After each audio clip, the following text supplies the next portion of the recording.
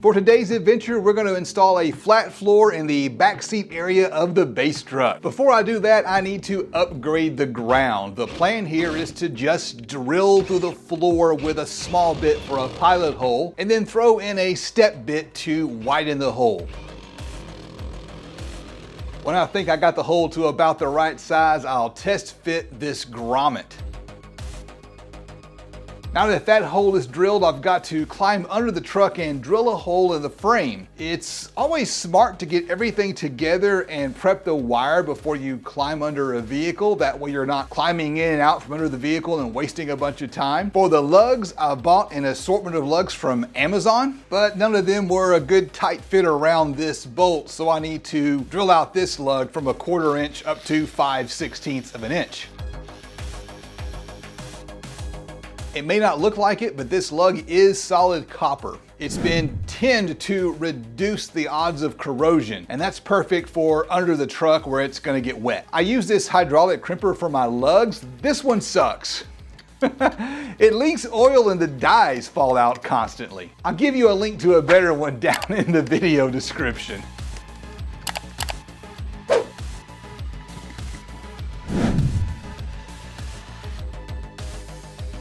Now that my wire is finished, it's time to slide under the truck and drill a hole in the frame. To do this, you want to start with a small bit and drill a pilot hole, and then drill out the hole to full size. Actually, it's going to be slightly undersized. More on that in just a second. And of course, I didn't get any of that on camera because the GoPro mount slipped. Now, some frames are C-channels. For a C-channel, you can just drill a hole and use a nut and bolt to hold your ground to the frame, but this one is not, so I've got to tap that hole. To do that, I'm using a thread tapping bolt. This isn't the same thing as a self-tapping sheet metal screw. It's designed to actually create threads in the metal as you drive it in. So your bolt hole needs to be slightly undersized so that it can actually form those threads when it drives in. And this part right here is important.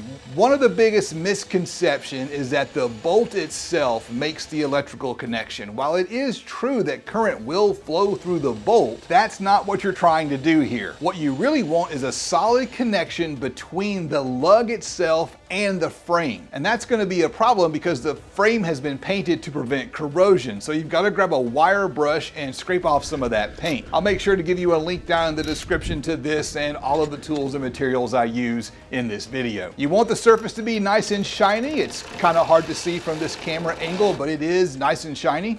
From there, it's just a matter of threading the wire through the hole that I drilled in the floor pan a little bit earlier. At this point, I'm going to go ahead and install that grommet and screw down that lug.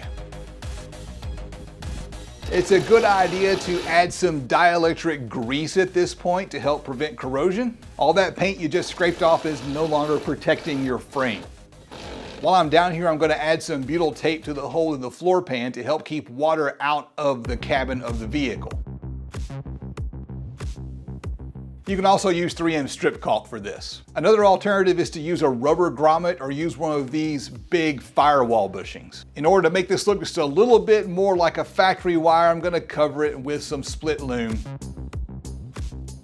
And yes, I did go back in afterwards and trim off those zip ties with my flush cutters. Now I've got another problem. I've scraped off a whole bunch of paint here, and that needs to be covered up in order to prevent rust. So I'm just gonna hit that with some spray paint. Now that my ground is finished, I can move on to my main goal for this video, and that's building that flat surface to mount subwoofers. I'm gonna be using some cheap pine plywood. It's really strong and ugly, which is okay because I'm gonna cover this with carpet. Stay tuned for that. Usually I get Home Depot to break down sheet goods to smaller sizes, but their panel saw was out of order, so it's time to grab the trusty Kreg rip cut and make some sawdust.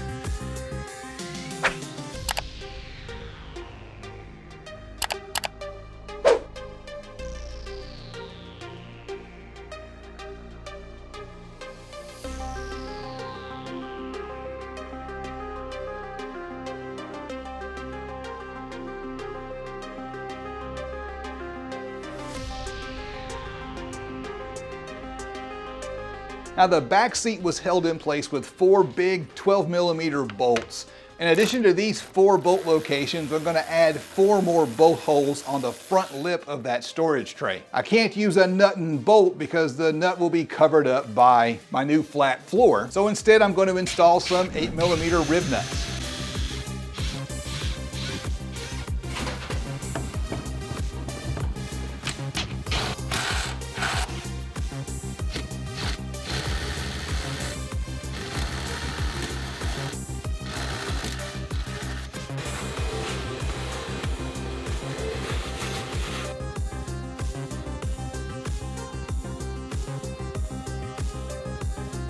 Now this right here is the trickiest part. I need to drill some holes in the plywood and make sure that all the holes I drill line up with the seat bolts and the rib nuts. To do that, I'm going to climb under the vehicle and insert the seat bolts from the outside in, and do the same thing with those 8mm bolts that I'm going to install along that lip. Then I just put the plywood in place, grab a rubber mallet and give it a good solid whack. That's going to leave some little divots in the plywood showing exactly where you need to drill.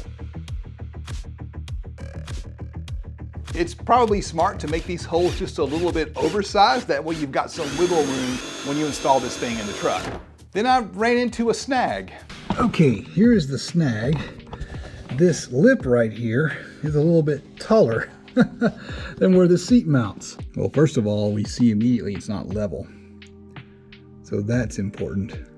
13/16, 7/8, something along those lines. So to fix that, I'm just going to add an extra layer of plywood kind of towards the back of this board. Then I'm going to add some foam to the underside, and between that and the factory carpet, I should get a nice level floor.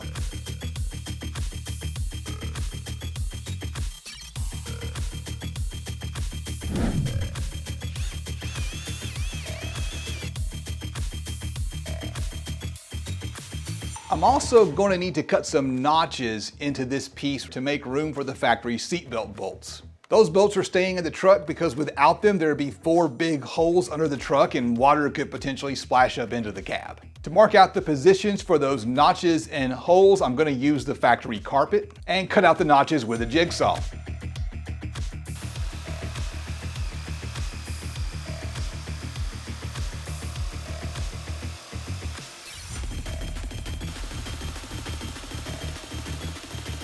After that, it's time to grab some glue and laminate these 2 pieces together.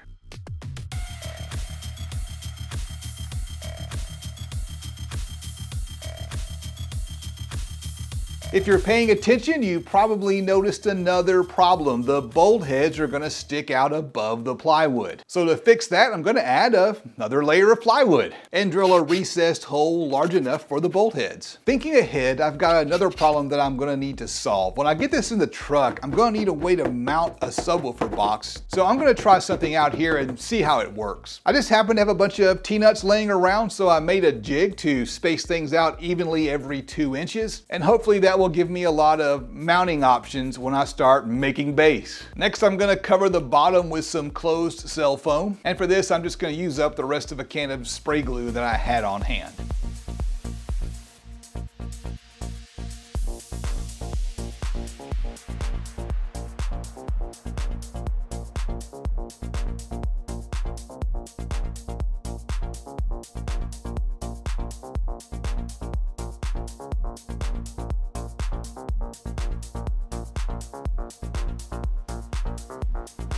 The tops and sides are going to be carpeted. For the carpet, I'm busting out the Harbor Freight spray gun and some contact adhesive. I got this carpet from Parts Express. This is jet black. You can see here in this shot that I spray painted the bolt holes as well as the edges before I started applying the carpet.